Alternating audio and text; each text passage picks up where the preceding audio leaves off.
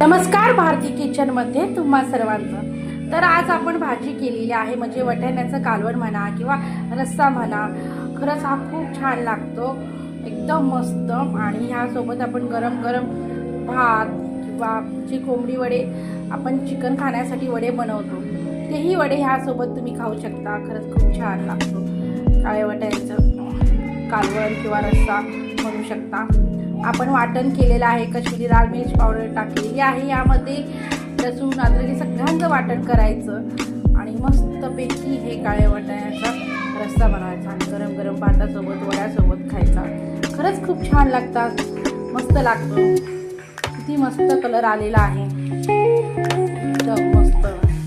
तर आपली आजची भाजी आहे काळ्या वाटाण्याची आमटी किंवा कालवण असं म्हणू शकता.